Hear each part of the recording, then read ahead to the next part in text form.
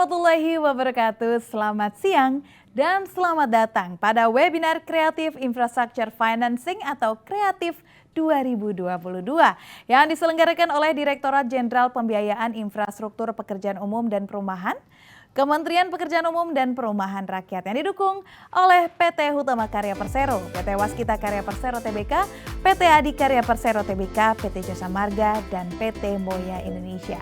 Senang sekali Bapak Ibu sekalian, pemirsa dimanapun Anda berada, saya Syafinas Nasyar, saya akan memandu acara diskusi hari ini hingga usai nanti.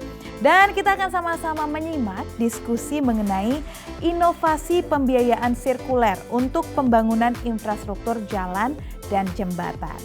Singkat cerita Bapak Ibu sekalian bahwa salah satu visi Indonesia di tahun 2045 yang disampaikan oleh Presiden Joko Widodo adalah pemerataan pembangunan, di mana salah satu pilarnya adalah pembangunan infrastruktur yang merata, terintegrasi dan inklusif. Pembangunan serangkaian jalan baru, dimulai dari jalan tol, jembatan, di seluruh Indonesia masuk ke dalam rencana strategisnya. Tentu hal ini, cita-cita ini bisa tercapai, namun membutuhkan anggaran yang tidak sedikit.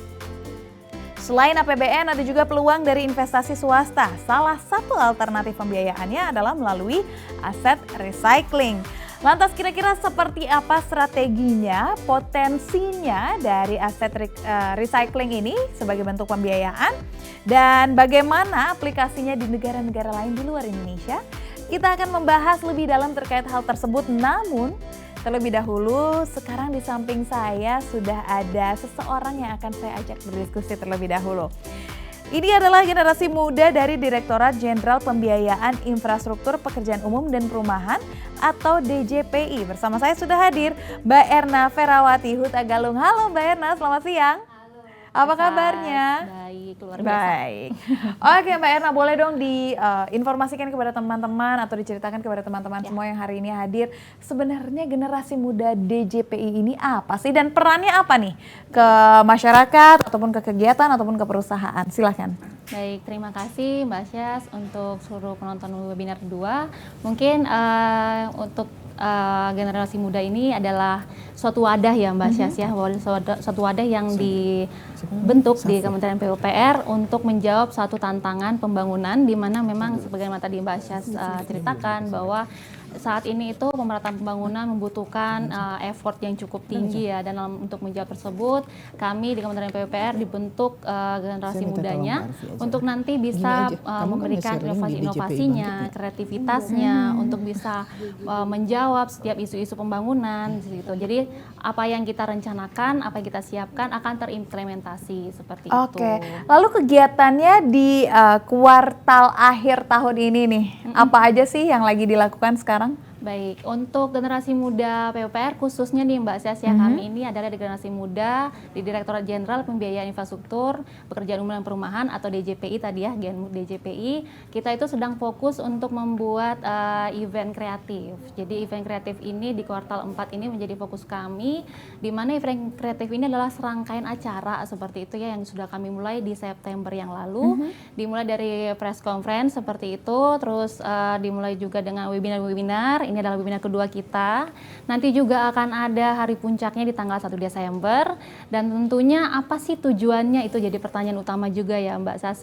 Tujuan utamanya itu adalah untuk mensosialisasikan, menggali, untuk mencapai kreatif pembiayaan seperti itu. Jadi memang kita fokus ke kreatif pembiayaannya untuk seluruh sektor di lingkup Kementerian PUPR. Oke, berarti mencari ide-ide menarik terkait pembiayaan, bisa dikatakan seperti itu ya? Ya, nah, aku juga riset nih, Mbak, ada program Call for Policy Brief. Apa nih? Nah, ya ini juga kita menjadi ajang melibatkan masyarakat gitu. Jadi di sini kita event kreatif ini juga kita buka satu kesempatan bagi semua pihak seperti itu untuk bisa berpartisipasi, untuk memberikan ide-idenya, rekomendasi kebijakannya, ataupun ada pemikiran-pemikiran inovatif seperti itu terkait dengan pembiayaan infrastruktur di lingkup PUPR seperti itu. Nah, di sini kami membuat itu berupa perlombaan seperti itu Mbak Syas. Jadi kita open untuk memasukkan policy briefnya ini sebenarnya sudah dilakukan di 10 Oktober yang lalu dan nanti akan ditutup di 11 November seperti itu. Itu yang bisa daftar siapa aja atau ada kriteria tertentu kah? Semua bisa. Jadi kita memang open mau eksternal maupun internal dari PUPR seperti itu, tidak terbatas. Menarik. Gitu. Dan tentunya Mbak, ini nanti kan lomba ya, akan ada pemenangnya. Gitu. Oke, hadiahnya? Ada berupa uang tunai. Wow, luar biasa. Oke, Mbak, tadi Mbak juga sempat menyebutkan bahwa mencari ide-ide kreatif terkait pembiayaan. Nah, salah satunya yang akan kita bahas hari ini adalah juga opsi pembiayaan, yaitu dari aset recycling ini kan. Lantas bagaimana partisipasi Genmood nih dalam mendukung pemanfaatan aset recycling sebagai inovasi pembiayaan infrastruktur jalan dan jembatan melalui skema pembiayaan sirkuler ini? Boleh dijabarkan, Mbak? Iya, baik. Partisipasi Genmood ini tentunya mulai dari hulu ke hilir nantinya yang kita harapkan. Yang pertama adalah untuk Genmood ini kita akan memiliki kemampuan untuk mengidentifikasi proyek-proyek mana sih yang bisa kita lakukan skema ini gitu, karena memang kita harus melihat momentumnya, kapan proyek ini sudah boleh dilakukan aset atau tidak seperti itu ya. Terus juga tentunya Genmood di sini itu harus berperan aktif dalam mengetahui rekomendasi kebijakannya, membuat konsep kebijakannya seperti itu. Jadi nanti ke depannya jangan nanti sampai investor ada tapi kita yang nggak siap gitu di sisi regulatornya nggak siap seperti itu. Terus juga Genmood juga memang diharapkan di sini adalah melakukan analisis pembiayaannya ya. Jadi secara fiskal seperti apa, secara finansial seperti apa gitu. Terus juga yang terakhir pastinya adalah menjaga di timelinenya, Mbak. Jadi nanti jangan investor sudah datang kitanya oh iya masih gitu kan, kelupaan ya. itu kan nggak boleh. Jadi itu banyak sekali mana partisipasi si Genmood dari hulu ke hilir. Oke, baik, menarik sekali Mbak Er ini, dan selanjutnya kita akan masuk ke diskusi pertama sesi 1. Nah, kira-kira apa nih yang akan diperbincangkan di sesi pertama ini? Di sesi pertama ini akan ada 4 pembicara ya Mbak Sasya. Yang pembicara pertama itu akan memberitahu kepada kita latar belakangnya apa sih gitu ya. Seperti sebenarnya tadi sudah ada pembukaan nih. Ada pembiayaan yang cukup besar, namun kemampuan kita dalam waktu yang singkat tidak sebesar itu, maka dilakukan beberapa creative financing seperti itu. Nah, terus yang pembicara kedua dari PT Hutama Karya, nanti beliau akan memaparkan bahwa ada satu tugas besar nih di Hutama Karya, yaitu pembangunan JJTS atau Jalan Tol Trans Sumatera, di mana untuk pembangunannya ini memerlukan creative financing karena sedikit berbeda nih Mbak Syas proyeknya ya. Proyek di Sumatera itu ada beberapa proyek yang tidak terlalu layak seperti itu ya, tapi kita kan tidak mungkin mundur, jadi kita harus melakukan inovasi pembiayaan di situ. Nah, beliau akan memaparkan seperti apa gitu dan apa hubungannya dengan aset recycling seperti itu. Dan yang berikutnya dari Rocking, ini adalah satu perusahaan dari Singapura yang sudah melakukan aset recycling sendiri Mbak Sasi gitu. Nanti kita akan melihat apa sih yang mereka peroleh dari penerapan skema ini seperti dan apa yang bisa kita adopsi dalam negeri tentunya ya, dengan belajar dari penerapan aset recycling di luar Indonesia. Oke, kalau gitu sekali lagi saya ucapkan terima kasih Mbak Erna. Kita akan ketemu lagi nanti di sesi selanjutnya Mbak Erna, jangan kemana-mana. Siap. Baik pemirsa, dan sekarang kita akan simak bersama pemaparan riset dari tim CNBC Indonesia tentang gambaran keberhasilan skema aset recycling di Indonesia dan progres apa yang diharapkan terus dikembangkan dalam skema aset recycling yang akan dibawakan oleh rekan kami Bunga Cinka. Silakan Bunga. Baik, terima kasih Syafinas.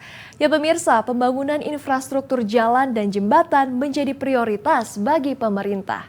Keberadaan jalan dan jembatan tidak hanya membuka peradaban saja, tetapi juga dapat meningkatkan mobilitas manusia dan barang, menciptakan titik-titik pertumbuhan baru, hingga mengurangi kesenjangan ekonomi. Sayangnya, kondisi infrastruktur di Indonesia masih perlu banyak perbaikan. Indonesia menempati peringkat ke-46 dari 160 negara dalam ranking Logistic Performance Index atau LPI Bank Dunia tahun 2018. Peringkat Indonesia jauh tertinggal dari tetangganya di ASEAN, seperti Singapura yang berada di peringkat ke-1, Thailand berada di peringkat ke-32, Vietnam berada di peringkat 39, dan Malaysia berada di peringkat ke-41. Kualitas jalan Indonesia pun masih tertinggal jika dibandingkan tetangganya di ASEAN. Global Competitiveness Index Bank Dunia tahun 2018 menempatkan kualitas jalan Indonesia ada di peringkat ke-75 dari 140 negara. Indonesia bahkan kalah dari Malaysia yang ada di peringkat ke-20 dan juga Thailand yang berada di peringkat ke-55. Menurut data Kementerian PUPR, Indonesia memiliki jalan sepanjang 47.017 km dengan kondisi kemantapan mencapai 92%. Tidak terlalu buruk sebenarnya. Nah, mengingat pentingnya infrastruktur, pemerintah pun sudah menetapkan sejumlah target di bidang infrastruktur dalam Visi Indonesia 2045.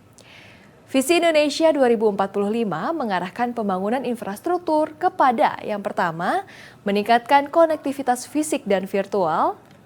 Yang kedua, mendorong pemerataan pembangunan antar wilayah. Lalu juga memenuhi prasarana dasar, serta mendukung pembangunan perkotaan dan pedesaan. Dan yang kelima adalah antisipasi terhadap bencana alam dan perubahan iklim yang termasuk di dalamnya adalah kenaikan muka air laut. Melalui Visi Indonesia 2045, Indonesia diharapkan bisa menurunkan biaya logistiknya hingga menjadi 8% dari PDB dari sekitar 21% saat ini. Stok infrastruktur meningkat menjadi 70% dari PDB. Berdasarkan RPJMN tahun 2020 dan 2024, pemerintah menargetkan pembangunan jalan tol sepanjang 2.500 km. Untuk 2022, target pembangunan jalan tol mencapai 322 km yang terbagi dalam 16 ruas. Namun, membangun jalan dan jembatan jelas membutuhkan banyak biaya. Dibutuhkan anggaran sebesar 573 triliun rupiah untuk mencapai target tersebut. Pemerintah tentu tidak saja membiayai semua pembangunan jalan karena APBN hanya mampu menyediakan anggaran sebesar 330 triliun rupiah. Artinya masih ada gap kebutuhan sebesar 243 triliun rupiah. Nah, ini diharapkan bisa dipenuhi oleh sektor swasta, BUMN ataupun investor asing. Sejumlah skema pembiayaan pembangunan jalan tol pun kemudian diciptakan dengan melibatkan swasta. Salah satunya adalah dengan menggunakan skema aset recycling. Lalu seperti apa skema aset recycling? Nah, aset recycling adalah memanfaatkan ataupun memindahtangankan aset lama untuk membangun aset yang baru. Dengan adanya pemindah tanganan aset, akan tercipta sumber dana baru untuk membangun aset lain, sehingga aset yang tercipta pun semakin banyak. Manfaat aset recycling adalah yang pertama, mengurangi beban biaya APBN. Yang kedua, mengurangi hutang BUMN pelaksana proyek. Yang ketiga, menjaga arus kas perusahaan. Dan yang keempat, menarik lebih banyak investor. Banyak negara juga sudah melakukan monetisasi seperti India, Amerika Serikat, Jepang, dan juga Australia. Pemerintah negara bagian New South Wales, Australia, menjual 51% saham pada proyek WestConnex Project senilai 9,3 miliar dolar Australia. Jika di Amerika Serikat ada cerita sukses dari Indiana Toll Road di mana operasinya dilakukan perusahaan konsorsium. Indonesia sendiri pun sudah mampu menggait investor asing Road King Expressway International Holding Limited untuk mengembangkan jalan tol dengan skema aset recycling. Lalu seperti apakah gambaran keberhasilan skema aset recycling di Indonesia? Dan masukan dan kemajuan seperti apa yang diharapkan terus dikembangkan dalam skema aset recycling? Hari ini kita akan dengar semua penjelasannya dalam webinar Inovasi Pembiayaan Sirkuler untuk Pembangunan Jalan dan Jembatan. Baik, terima kasih banyak Bunga Cinka atas risetnya, dan dengan itu kita akan mulai diskusi sesi pertama berikut ini.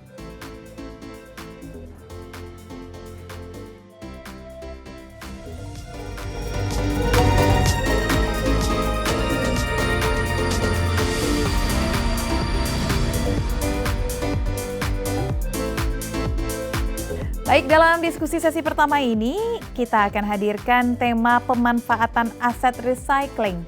sebagai inovasi pembiayaan infrastruktur jalan dan jembatan melalui skema estafet financing. Dan tentunya di sesi pertama ini Syaf nggak akan sendirian. Syaf akan hadirkan Ibu Reni Ahyantini selaku Direktur Pelaksanaan Pembiayaan Infrastruktur Jalan dan Jembatan Direktorat Jenderal Pembiayaan Infrastruktur Pekerjaan Umum dan Perumahan Kementerian PUPR. Selamat siang Bu Reni. Apa kabar Ibu Reni? Baik. Sehat. Dan kita juga nggak akan berdua aja, Bapak Ibu sekalian, kita akan hadirkan satu narasumber lagi, yaitu Ketua Umum Asosiasi Tol Indonesia atau ATI, Bapak Kris Ade Sudiono. Selamat siang, Pak Kris. Selamat siang. Excited untuk membagikan informasi ini kepada masyarakat. Terima kasih.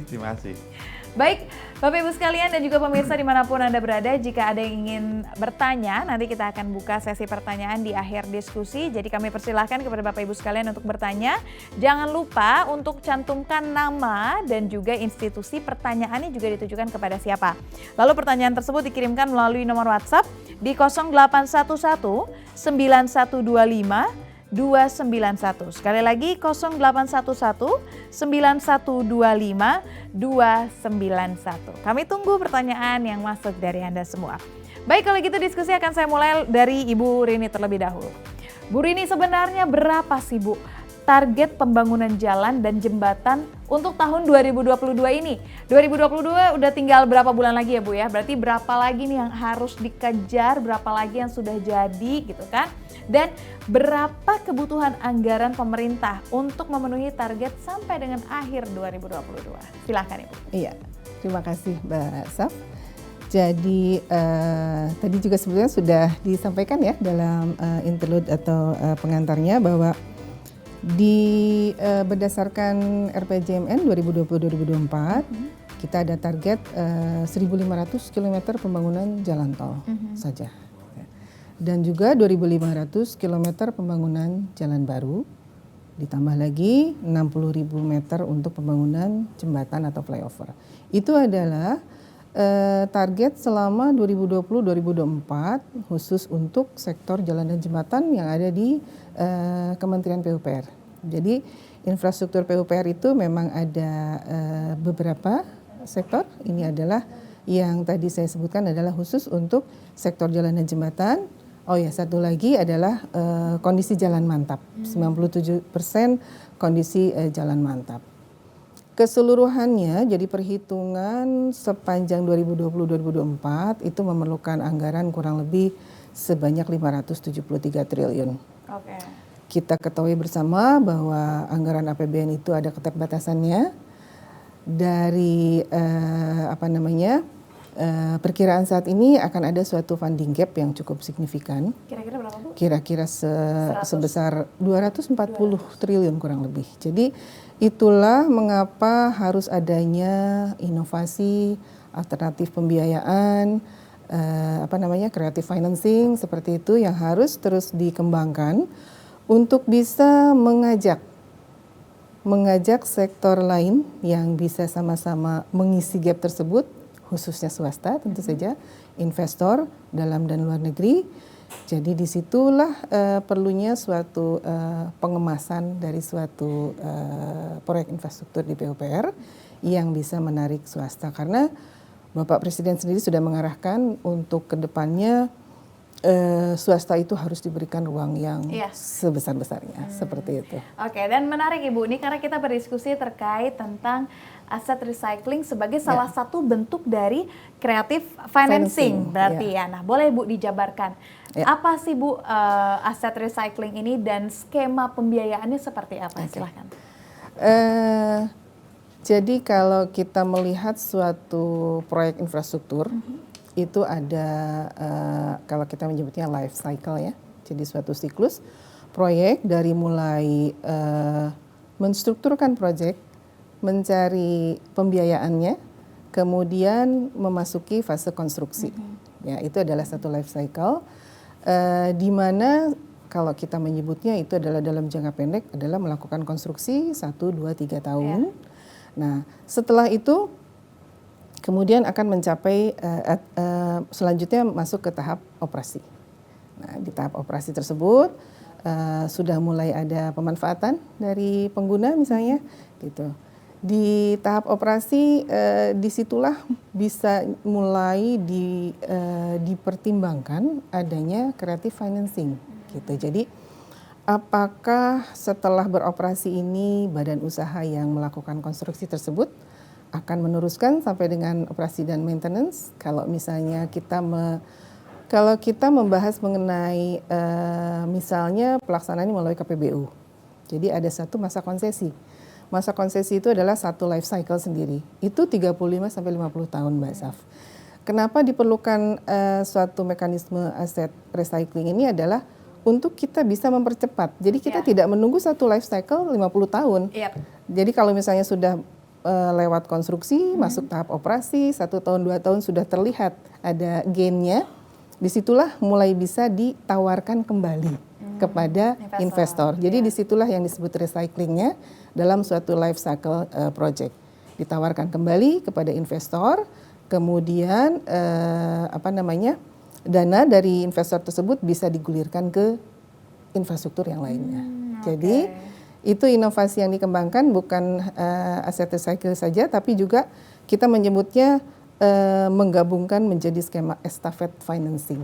Estafet itu kita tahu ya di atletik, jadi satu pelari tidak 400 meter sendiri misalnya, tapi 100 meter dipindah, 100 meter dipindah, nah seperti itu. Jadi anggaran yang didapat dari investor itu bisa digunakan untuk pembangunan infrastruktur yang berikutnya.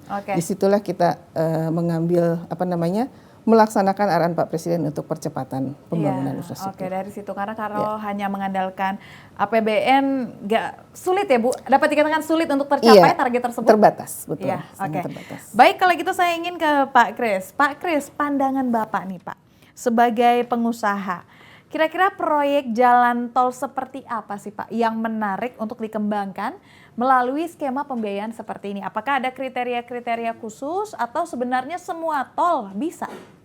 Silakan Pak. Baik, terima kasih Sa.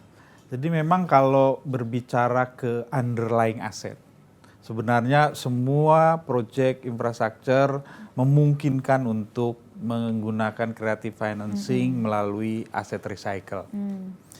Dan kami di para pelaku bisnis investor jalan tol memang saat ini sedang ada dalam tahapan agenda besar. Ya, tentunya bukan cuma membicarakan ketersediaan dana untuk membangun, tapi juga bagaimana di fase operasi itu tingkat likuiditas yang dipersyaratkan supaya menjadi badan usaha yang sehat juga bisa terpenuhi. Ya. Secara umum konvensional saat ini sumber pendanaan proyek itu dibagi dua.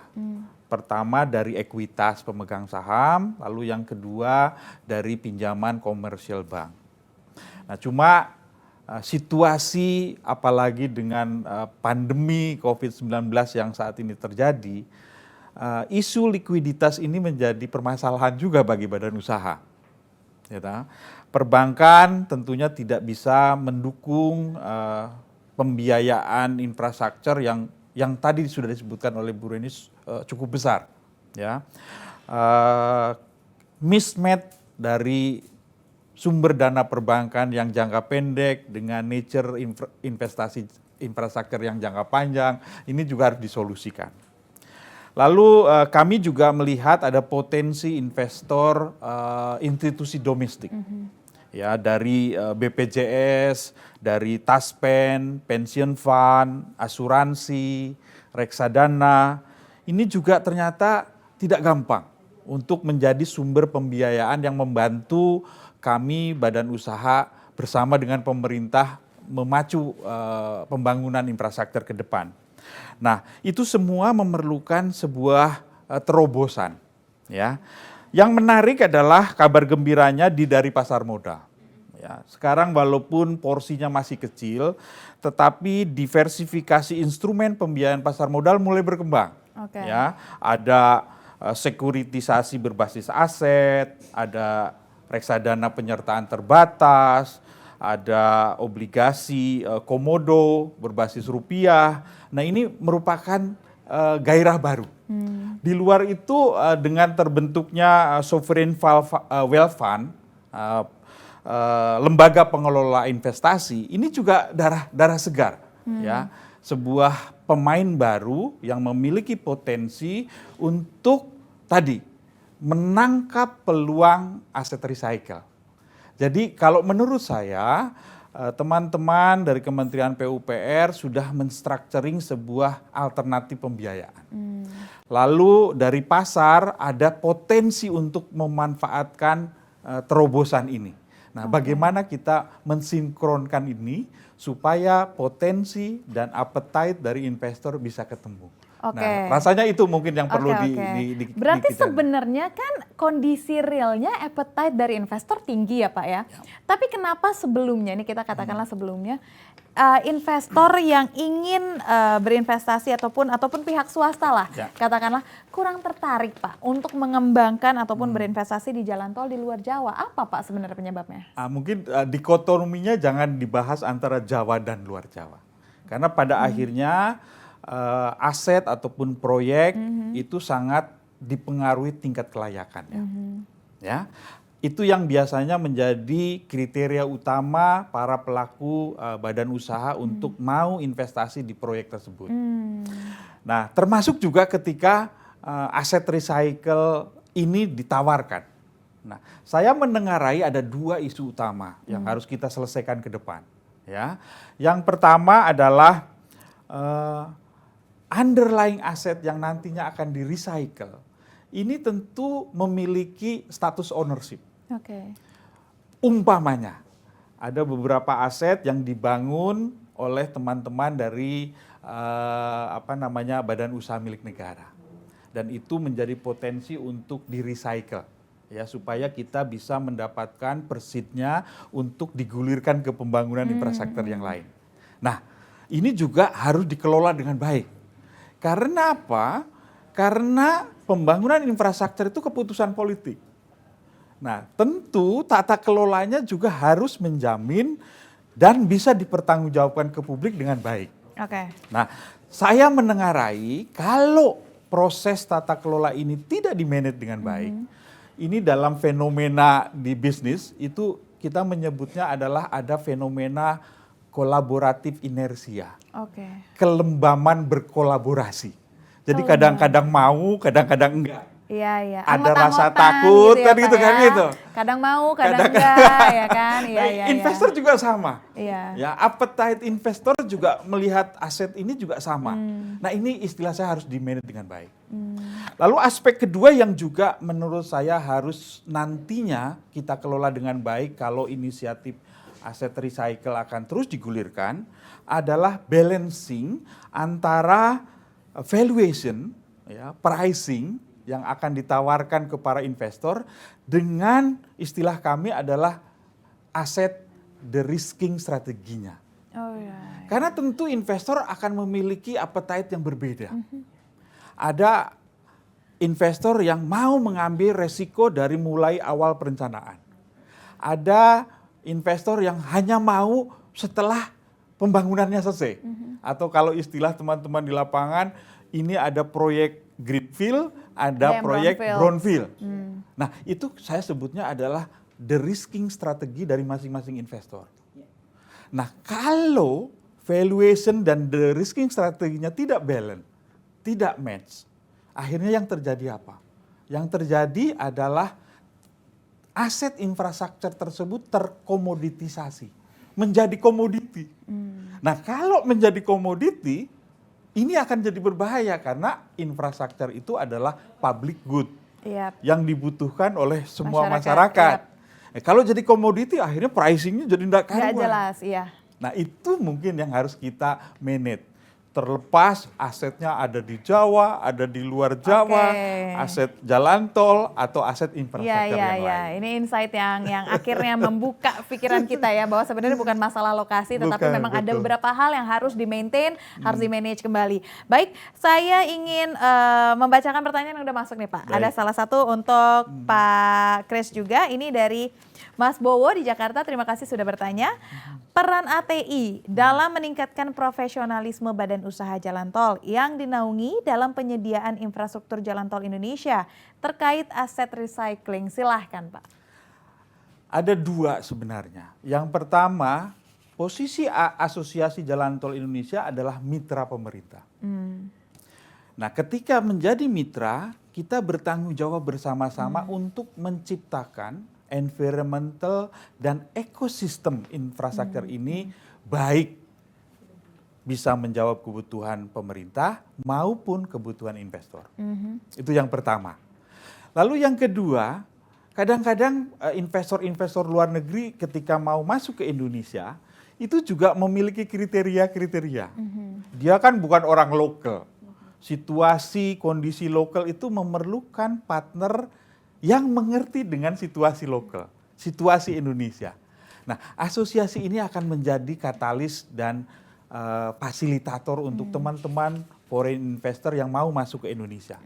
Kami sangat terbuka untuk bersama-sama dengan pemerintah untuk menjadi partner dari foreign investor menanamkan modalnya di Indonesia. Oke, baik, boleh dong berikan tepuk tangan yang paling meriah untuk Ibu Reni dan juga Pak Kris selaku Sekjen dari Asosiasi Tol Indonesia sudah berdiskusi bersama kami.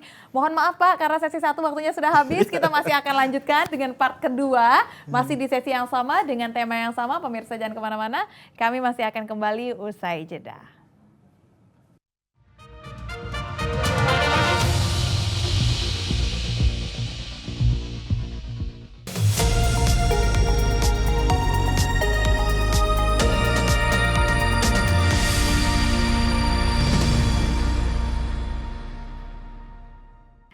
Halo, selamat siang. Anda kembali menyaksikan webinar Creative Infrastructure Financing Kreatif 2022 dengan tema pemanfaatan aset recycling sebagai inovasi pembiayaan infrastruktur jalan dan jembatan melalui skema estafet financing. Kita masih akan melanjutkan diskusi kita yang pertama tadi, namun kini narasumbernya sudah berganti. Kira-kira siapakah narasumber yang hari ini hadir? Namun sebelum itu kami ingin memperkenalkan yang pertama, Direktur Operasi 3 PT Hutama Karya Persero, Bapak Kunchoro. Selamat siang, Pak Kunchoro. Selamat siang, Mbak. Sehat ya, Pak? Alhamdulillah sehat. Alhamdulillah. And then the next, we would like to welcome Mr. Patrick Fang, CEO Road King Expressway International Holding Limited. Hello, Mr. Patrick. How are you today? Nice to meet you today. Nice Thank to you. meet you. Oke, jadi kita mulai diskusi kita dari Pak Kunchoro terlebih dahulu. Pak Kunchoro, tadi kita sudah mendengarkan bagaimana creative financing ini akhirnya tercipta, bagaimana sejarahnya dan bagaimana sebenarnya para investor melihat dari creative financing yang ada seperti ini. Lantas kalau menurut Bapak sendiri, seperti apa sih sebenarnya Pak pembangunan ataupun rencana pembangunan tol khususnya Trans Sumatera secara keseluruhan? Berapa ruas dan berapa kilometer Pak? Boleh dibicarakan Pak? Baik, terima kasih Mbak Finas. Hutama Karya selaku BUMN Konstruksi mendapat penugasan untuk pembangunan jalan tol Trans Sumatera melalui Perpres nomor 100 tahun 2014 dan 117 tahun 2015. Total panjang jalan tol yang ditugaskan diamanahkan itu 2.813 km. 2.813 km yang diamanatkan. Betul, dengan jumlah ruas 24 ruas. Jadi merupakan suatu proyek yang sangat besar dan memerlukan waktu yang cukup lama. Gitu. Oke. Apakah semuanya sudah tereksekusi dengan lancar sejauh ini? Yang saya tahu sih tol Trans Sumatera sudah bisa beroperasi ya Pak ya? Baik, betul. Trans Sumatera terbagi dalam 4 tahap. Tahap 1, tahap 2, tahap 3, dan tahap 4. Kita konsentrasi di tahap 1. Tahap 1 sepanjang 1.007 km.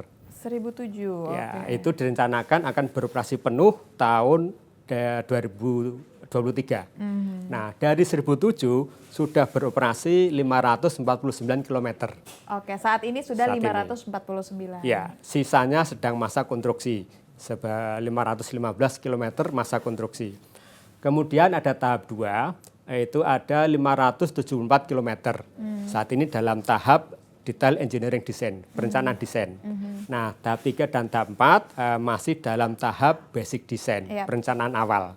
Itu Mbak Vina. Oke, tadi juga dalam presentasi kami disampaikan bahwa tol Trans Sumatera ini merupakan salah satu tol yang menggunakan skema dari aset recycling ini. Boleh Pak digambarkan berapa ruas tol yang berpotensi dimanfaatkan dalam skema aset recycling ini, dan sebenarnya prospek dari skema aset recycling ini yang telah dijalankan seperti apa, Pak? Baik, terima kasih Mbak Vinasya. Dari 546 km yang sudah beroperasi, itu ada 9 ruas. Oke. Ada 5 ruas yang berpotensi dan kita anggap menarik bagi investor untuk aset recycling. Yaitu ada ruas Medan Binjai, ada ruas Pekanbaru Dumai atau Permai, ada ruas Palembang Indralaya, kemudian ada ruas Bakahuni Terbangi Besar, dan ruas Terbangi Besar Pematang Panggang Kayu Agung. Ada 5 ruas. Dari beberapa kajian dan investor yang sudah menyampaikan minat, ada 3 ruas aset terpilih.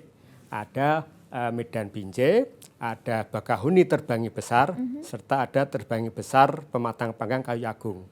Itu dianggap sudah layak dan menarik bagi investor untuk dijadikan sebagai aset recycling. Oke, kenapa Gitu. ruas tol yang itu, Pak, yang dipilih? Betul. Jadi kenapa 3 ruas? Dari evaluasi saat ini, lalu lintasnya sudah naik signifikan dibanding pada saat awal dulu beroperasi. Kemudian 3 ruas tersebut adalah ruas yang beroperasi secara penuh, bukan parsial. Misalnya Medan Binjai sepanjang 17 km beroperasi penuh. Bakahuni Terbangi Besar sepanjang 140 km sudah beroperasi penuh. Dan Terbangi Besar Kayu Agung yang merupakan ruas terpanjang di Indonesia, 189 km sudah beroperasi penuh. Oke, Itu. menarik sekali. Menarik, Baik. betul. Saya ingin ke Mr. Patrick. Mr. Patrick, can you explain us an overview of toll road section that has applied asset recycling transaction, especially by your company as an international holding limited? Yeah, we start our business around 2019, coming to Indonesia. So since then, we acquire 4 projects. 4 projects. The new project is going to be close the transaction next month. So that will be our 4th projects in Indonesia. Total kilometers is around 335 kilometers. So 4 projects, 3 projects in Trans Java and 1 project in Sumatra. So we are very keen to develop the Indonesia transportation sector. Okay, so what is actually the attractiveness of this scheme for the investor? So those projects under SS Recycling, we bought from Waskita. So minority stake is around 40 to 45%. So the majority is still all named by Justamarga. So for our business strategy, we don't mind to hold minority stake. So we work very closely with Justamarga, and Justamarga is providing their operation services to the projects. So we are working very well. So with Justamarga together. Okay, how do you see this scheme actually? So I think we have looked around in Asia. So I think Indonesia provides us a lot of potential. Yeah. So 4 areas. I think first area is the growth, economic growth is fantastic. Yep. And then we are expecting the growth will be continue. Second is very young populations. Average age is around 31. So compared to China or compared to Hong Kong is 40 over. Yeah, China is 38. Yeah. So we see a lot of the middle class growing very quickly. The third one is more transparent regulatory framework and very stable political. I think the final one will be what we see is the right partner.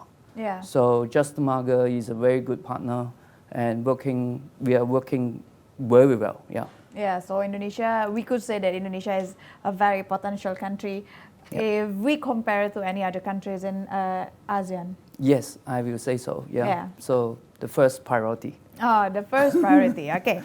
Next, saya ingin kembali lagi ke Pak Kunchoro. Pak Kunchoro, kira-kira kriteria apa aja sih Pak dari proyek pada jalan tol yang bisa dilakukan aset recycling? Kriteria spesifik gitu Pak, boleh dijabarkan? Iya, baik. Kriteria utama pasti investor ingin menghasilkan atau investasinya itu akan baik. Sehingga kriteria pertama adalah LHR-nya itu akan menaik secara signifikan, secara kontinu akan menaik. Kemudian ruas tersebut merupakan ruas yang kontinu, menerus beroperasi penuh. Yang ketiga, ada potensi pengembangan di sekitar wilayah tersebut yang untuk menaikkan LHR di tahun-tahun ke depan. Itu yang 3 hal yang akan menjadikan kriteria menarik bagi investor untuk melakukan aset recycling. Oke, berarti dari segi profit dapat dikatakan seperti itu atau gimana Pak? Kalau dari profit, apabila RAL naik, kemudian IRN-nya terpenuhi, otomatis profit akan terpenuhi. Oke, berarti IHR itu tadi IRR itu tadi yang harus diperhatikan pertama kali ya Pak ya. Baik, tapi Pak boleh digambarkan sebenarnya skema ini seberapa besar sih Pak bisa memberikan pengurangan beban khususnya kepada Hutama Karya dalam memenuhi kebutuhan modal. Silakan Pak. Baik. Pada saat dulu Hutama Karya membangun jalan tol Trans Sumatera tahun 2015-2016, Hutama Karya melakukan pinjaman, mencari pinjaman untuk membangun. Pada kenyataannya setelah beroperasi, LHR-nya tidak sesuai ekspektasi. Sehingga kemampuan revenue dari traffic tidak sesuai dengan kemampuan Hutama Karya untuk mengembalikan atau membayar bunga dan pokok. Sehingga itu sangat membebani dari Hutama Karya. Sehingga diperlukan adanya aset recycling. Dengan dilepasnya aset tersebut, kita mendapatkan dana yang itu bisa dipakai untuk mengurangi beban hutang yang ditanggung oleh Hutama Karya. Sehingga Hutama Karya bisa menjadi lebih sustain untuk kelangsungan pembangunan jalan tol Trans Sumatera. Oke, sangat signifikan nggak Pak pengurangan beban tersebut dirasakan oleh Hutama Karya? Sangat signifikan. Tadi di awal kita sampaikan ada 3 aset terpilih yang potensi. Apabila itu terlepaskan, maka kita akan bisa mengurangi beban hutang di atas 70%. Wow, sangat signifikan. 70%, sangat signifikan berarti. Yeah. Oke, let's move to Mr. Patrick. Mr. Patrick, let's talk about the business model. Can you elaborate us regarding to the business model that your company have in terms of toll road assets recycling? Yeah, our business model is simple. We call partnership model. We have using this model since 23 years already. When we are in China, so we have 5 tolls in China at the moment. So it's using this partnership structure. So what does it mean by partnership structure? Is working local governments. So in China we work with SOE. So in Indonesia we work with Jasa Marga. So it's the same structure we apply for all our projects. So I think it creates win-win situations. We can provide our technical expertise. The local can provide us the local contents and local knowledge. So that create a win-win situations for both sides. Yeah. Okay. So we also involve in the operation as well. So because we have a lot of experience in China, for example, electric car. Yep. We have how to develop the surface area, all these technology or maybe all the operations expertise, we can bring it over to Indonesia. So that's why we support our partner, Jasa Marga, to improve the efficiency of the operations. Okay. So that create a very, I think is a synergy for both of us and to operate the project more efficiently. Okay. Yeah. Okay. Related to what you said before, you talk about partner. Yeah. So what is the benefit of having a strategic partnership while doing this asset recycling? So I think one of the, as we all understand that the tariff, the toll tariff is increasing every 2 years. Yeah. So sometimes we have also a lot of policy going forward. Yeah, the governments. So I think we need to communicate well with the governments together with a local partner. Yeah, because they have a local expertise and we can leverage their local experience to have a better communications with the governments. Okay. Yeah. But what is actually the concern that investor might have about all of this asset recyclable? I think there's 3 major problems a lot of foreign investor facing. The first one is more on the construction risk. I think people may talk about land acquisitions is an Yes. issue. It's very common in this industry. The second one is about the we call financing. So at the moment, a lot of financing provided by local banks, but actually, in order to improve, moving forward, to attract more foreign banks to participate, that is quite important. Okay. So how the foreign bank to be participate, it need to have a bankable commercial structure Yes. to attract the foreign banks to put their money into it. I think the third problems we are facing is about the shortfall of the cash flow during the initial period, we call ramp-up period. Yep. So the traffic may not be sufficient to pay off the loan or even pay off the shareholders. The shareholders may need to put in more equity into the projects. So how to resolve those cash shortfall? I think there will be a major problem for the foreign investor. How to resolve that? Yeah. Okay. We need government to support, or maybe we need government compensations, or maybe we need a higher tariff adjustment Yep. to help the difficult time during the first ramp-up period, or maybe Yeah. 5 to 8 years down the road. Oke, understandable.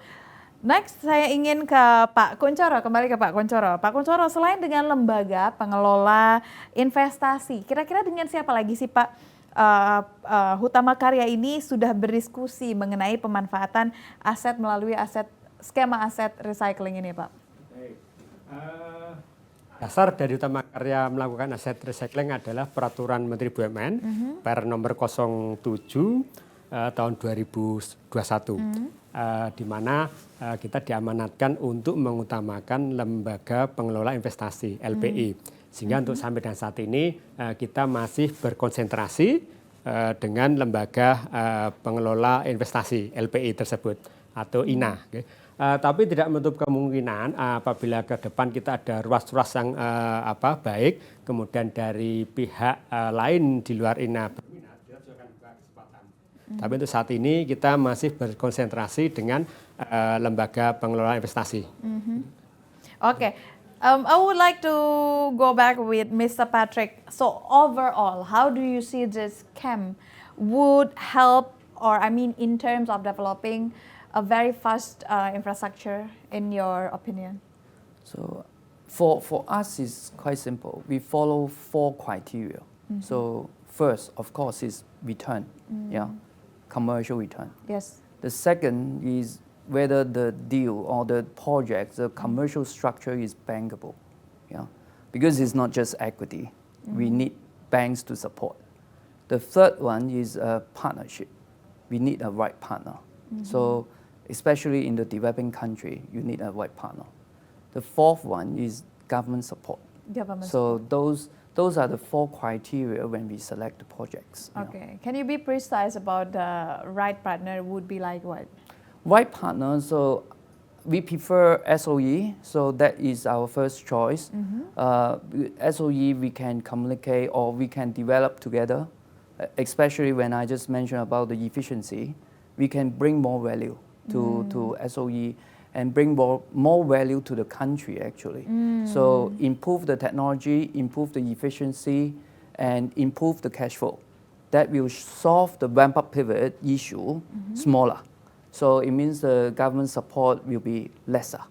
So then it create a win-win situation for everybody. Oke, interesting. Saya ingin kembali ke Pak Kunchoro. Pak Kunchoro, lantas apa yang menjadi tantangan terbesar, Pak?